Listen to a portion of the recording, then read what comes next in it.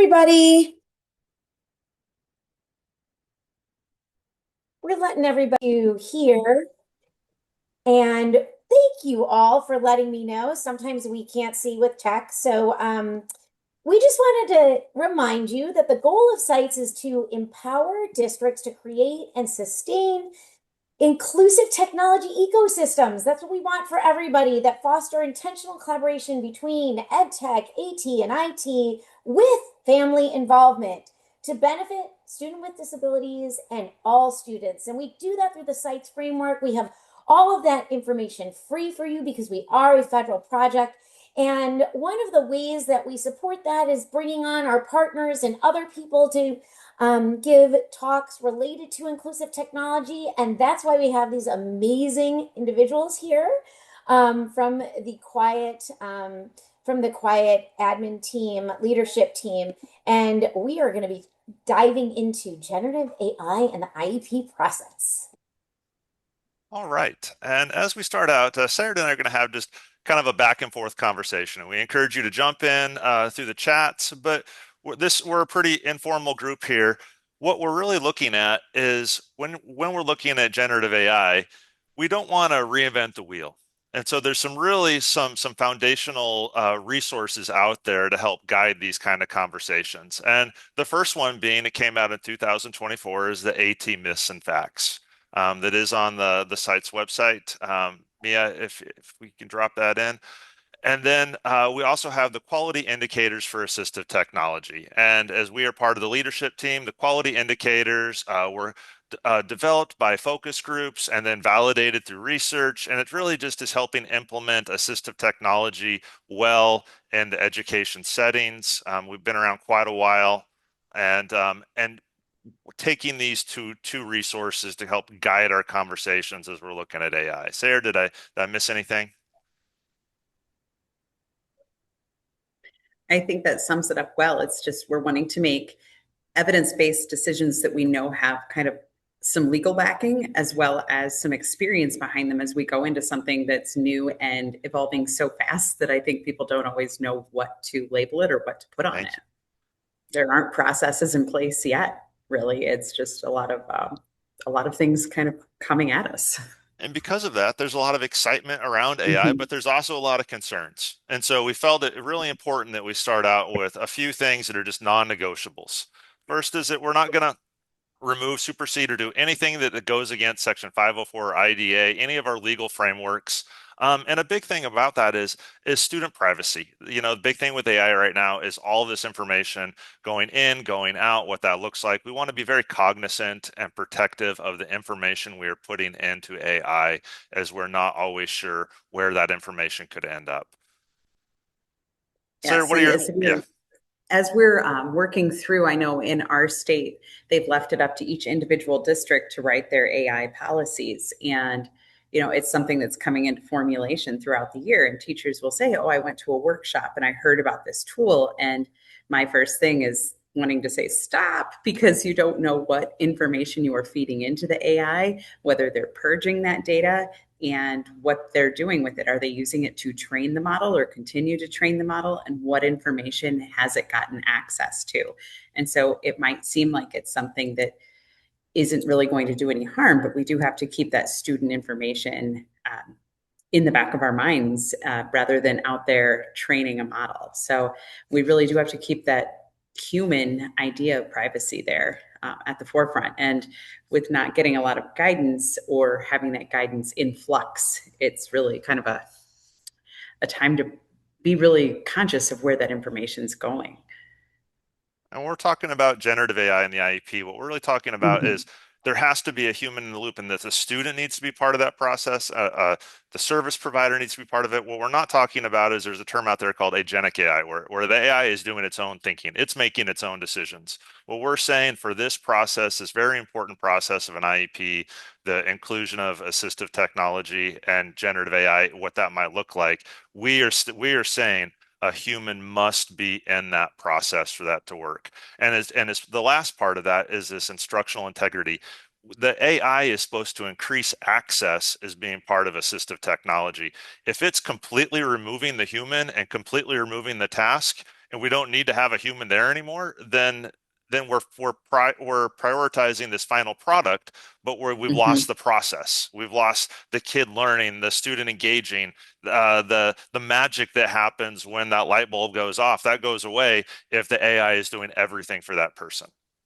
Yes, and one thing that kind of an analogy that came up the other day in some discussions was, if the teacher is providing the prompt for the student and something is coming out, then if the student isn't really doing any final evaluation, if it's kind of like the teacher's provided the model of the prompt and the student's done kind of some minimal work and not really evaluating that's coming out, is it something that's like akin to a paraprofessional doing the art project that the parents are going to put onto the refrigerator?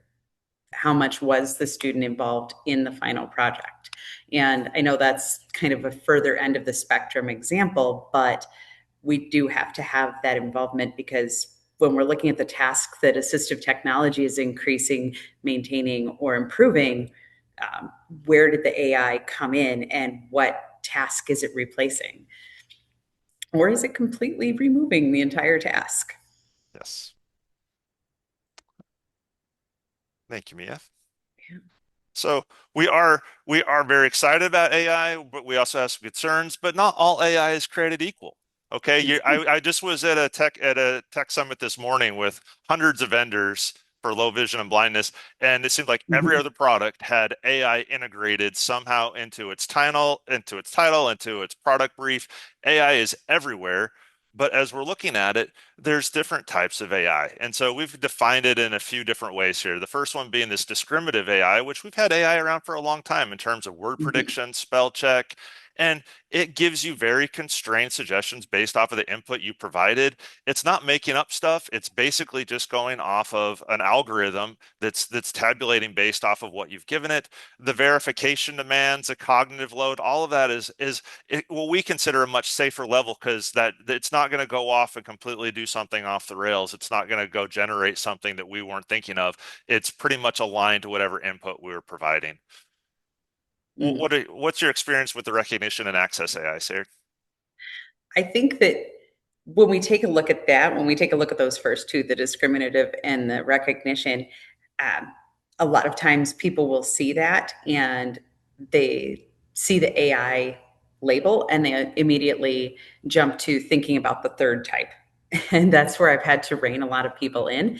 And it's worked both ways. I've been able to say to teams, oh, you're using AI if they're really wanting to jump into this new technology. But if they're really trying to pull back from it, if their IT department is very hesitant to implement AI, or we have had some parents say, I don't want AI used in my education. I know we were on a web meeting where somebody said, my organization is not allowing AI use, and there was transcription being used.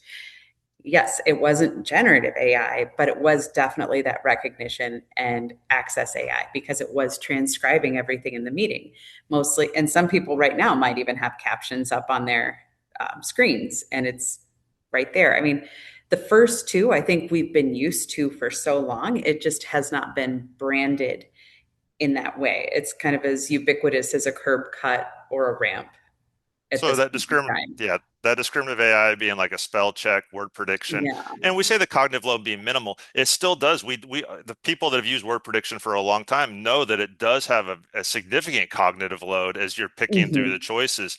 But what we're talking about is cognitive load comparatively to having to then to navigate through a generative AI where you're looking through paragraphs and paragraphs of generated text that you're not, that's a different type of cognitive load, but it still can be significant. Our recognition AI is that captioning, the speech recognition, the optical character recognition, where it's recognizing the text, it's recognizing what you're saying, and it kind of has more of a solid framework where it's going from. You still, as anybody that's used speech recognition knows, you have to then you have to then proofread afterwards. Speech Yes. recognition is not 100% correct. Anybody that's ever scanned a document through OCR knows that it's not always right. You're going to have to go through and fix it. Um, Captioning, same things. But what we're saying is with generative AI, and that's why we're really, and that's a flag that we want to say is that if you see AI flagged in an IP or people are talking about AI in a good way or in a bad way, we are asking you to define that AI a little bit more closely. Are you talking about discriminative AI, like spell check, word prediction? Is your real concern more about the generative AI that is like a Gemini or a Copilot, Claude, where it's truly taking something and moving it, brand new? Yeah, how many steps are involved? Yes. And I just have a question in the chat. I know that you described, this is Mia. I know that you described the discriminative AI. Can you also give examples of recognition access AI? You may Yeah, have done it again, but just to, yeah. real-time captioning, speech to text, optical character recognition. Those are all examples of what would be kind of like a recognition AI. And a bunch of people are saying that they have their captions and transcripts on simultaneously. So Great. it's apparently resonating with people. So it does fit into a lot of the frameworks that we already have. Like when it comes to quiet, we have the areas of consideration, assessment, implementation, evaluation of effectiveness. It fits very much into that we have to make things accessible and we have to support individual learners because because that myth that if we make things accessible that it's already AT, we have to think about the individual learner. So when the instructional tech coordinator comes in and says, oh, we've got this thing that's just going to make accessibility for everybody, we still have to drill down and find what is that unique feature that's going to match with the student who actually needs that unique feature. And I think that's where sometimes on listservs when people say, oh, I'm going to use AI for this, I tense up a little bit because I think what part of the AI is going to meet that student's need, or what is that student's specific need for speech to text or for OCR, or for even creating a rubric or proofreading or leveling text, and are they using the correct type of AI to meet that specific need, or is it something generic that would support people throughout a classroom? And I think that's a really good point there in the comments that captions go by very fast and you can't scroll backwards through them. So you can't go back and get what you need. But if you have a specific type of captioning service, you would be able to go back and look through that. If you had a tool such as Glean, you could even highlight when you're getting to that point where you're wanting to know what a speaker said. You could go back and review it versus the captioning that it's available to everybody through accessibility. So what I've heard you just do right there is kind of going through some of those quiet components of you considered the need, you identified kind of the skill, what you required out of it based off of the assessment of the student was missing too much of the work because the captions were going by too fast. That might have tied into the implementation. Are we picking the right tool? Evaluating the effectiveness of the various different captioning programs. So just even in this random example, Mhm. the quiet connections really hold up well and then complement the myths and facts to help us make informed decisions. And you are not agentic AI, Aaron.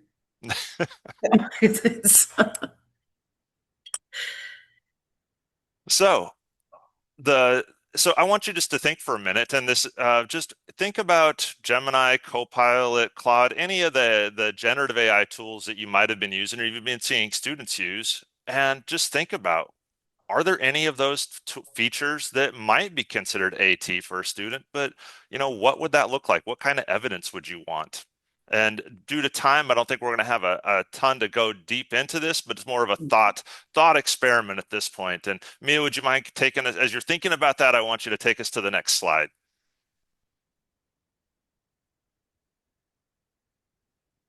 And so these are some of the things that, as we just talked about, are the internal conversations, the documentation, the team collaborative conversations that we're having as we're looking at identifying that barrier, looking at where those generative AI features might help with that access, participation, et cetera. What happens with baseline when that AI is not used, or maybe we're using a simpler form of AI, not a generative AI. Are we seeing a difference? Is it improving that access? What are we having to teach? And we're going to actually jump over the implementation a little bit because there's a slide that goes into greater detail on that a little bit further down. And then as a big one, especially with all of our quality indicators leadership team, is that evaluation effectiveness. what does it actually look like once when we're using this AT? Are we seeing impact for the students, and how are we measuring that, documenting that, capturing that as part of the IEP process? And for me also, it's like you have to preserve that learning target in order to accurately collect data. Because if you're removing the learning target or modifying, then doesn't sit as an accommodation. It moves into becoming a modification. And Yes. so I think that leads right into And so this that, myth yeah. and fact. And so we got our last two myths and facts. This one is really about that idea that we have to make sure we're teaching the implementation. And that Mhm. goes into, do the teachers have the skills? Are the teachers developing the digital literacy skills? Are you attending trainings like this? Do you have policy, so that administrative support? Do you have an AI policy, an acceptable use policy? Um, do you have those things where are supporting the use of AI or the training of AI or the documentation, all of those things? And then back to that authentic task. Are we evaluating the effectiveness of that AI to that task, providing access to it, and not just modifying it or removing it completely? And one thing I've unfortunately seen is a lot of the trainings have been, here's an AI, here's the operational competency of how to use it, but it doesn't get into the strategic, how is this going to affect the Oh, that's a great students and segue. Can you affect? move us slides, Mia, real quick? Yes. I've got the most slide ahead over here. Oh, well, skip us one more. One more. We're going to jump one more slide due to time. Yes. Okay. So there Yeah. we go. And Um, so one thing I think we still have one more slide I want to get to, but can we jump ahead one more really quick there we go. This is the one I was looking for to address Sayed. Thank you. And so I just want to give you that visual, Sayed, while you're talking about the operational skills. yes. There's so many other skills that we really feel are important when we're looking at any kind of assistive technology Mhm. implementation, but specifically when we're looking at this new generative AI tool that's coming on board. Yes, and I think that these things a lot of times get missed because PD time is at such a premium. And with AI, especially, I think these are the conversations that get had in the teacher's lounge versus in the training.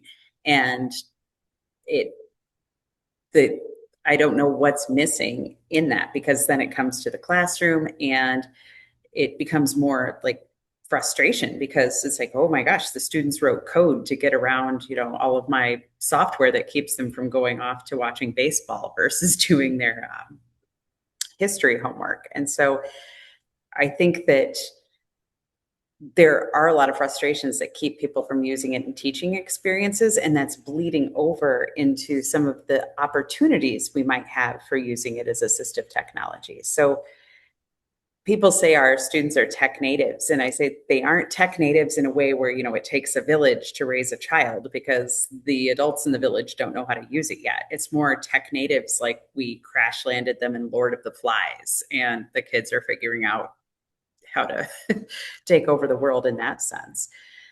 So I think that we are just navigating while we're building the plane with this, And so but that human oversight. yes.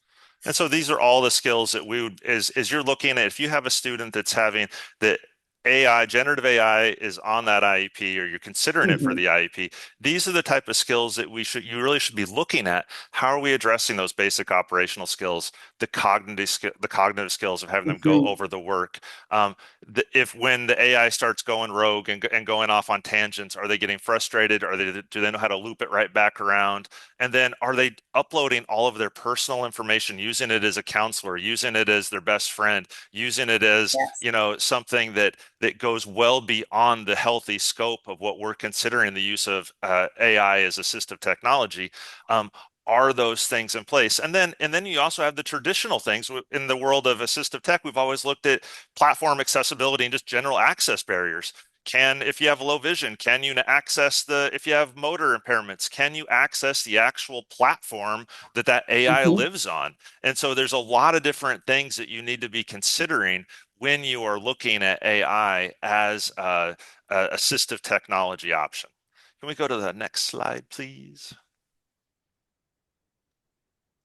Oh, And yes, so, this is yeah, documentation. tying it all together as we're wrapping up, as this is a fast 30 minutes, if you can't tell, we're really trying to then put it in. Once it's in the IEP, that's the law. We have to implement it. So it Hmm. starts with that, what we've kind of been hitting through, the consideration, assessment, implementation, that admin support.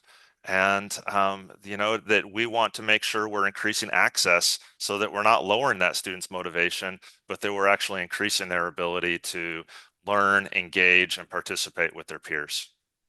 And one thing I've really found is that when the AT works, that's when the motivation really comes up. And I'd almost think, like, even as we're talking now, as much as we can document in an IEP, I'd almost want a work sample. Like, this is an example of how this has worked.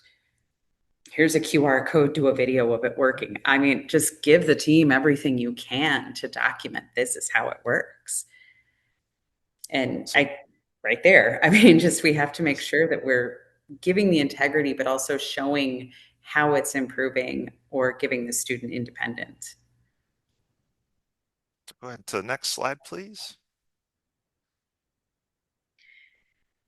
Yes. This is one of our big soapboxes, if you can't tell, is we love AT for access. We're not big fans of a generative AI as AT if it's just going to completely remove the student from the work. So if they're doing it as task substitutions where the student goes, write me a report on robots, and the AI writes a report on robots and the student hits submit and they're done, that's not AT. That's not the intent of that. That is completely substituting that student's it's cognitive engagement, and it doesn't help that student actually learn some of those skills. Where Mhm. if they're using speech recognition because they have spelling, handwriting, but it's their own generative ideas, that's a different type of AI. That's providing more of that access. Now, AI is great at brainstorming. Like it makes kind of a Mhm. fun thought partner at times. But what I guess I'm really working with teams right now is I still want the student driving that original conversation. Instead of saying, I know nothing about robots or I know nothing about AT. Give me a list of things to think about. I want the person to come up with some ideas first. Well, I think AT is cool because it helps people with disabilities. I think AT is cool because I love working with technology. I want them to start the conversation and then have AI maybe help move that conversation further along. But what I don't want is to have AI be the one that's driving the train. It's like that old word prediction for those of us who have used word prediction for a long time. We want kids to start spelling the word. We don't want it just predicting and going into a random chain just because. Yes, and And seeing that in the chat, you sorry have to to build on your interrupt you background guys. knowledge. Yeah. Sorry, Sayard. I just wanted to say Yes. we only have 5 more minutes left, and Yes. I know you have a couple of more slides. And to everybody's point, we do realize that we want more of this. And that's why there's going to be another one of these in September, right? You guys are going to be coming back, or Mhm. the team, the quiet team is going to be coming back in September. So to kind of continue this conversation, I'm just wondering where, with the slides Can that we we have skip through a left. couple just quick ones? We'll do a quick. Go skip up. Go back. Go back. There we go.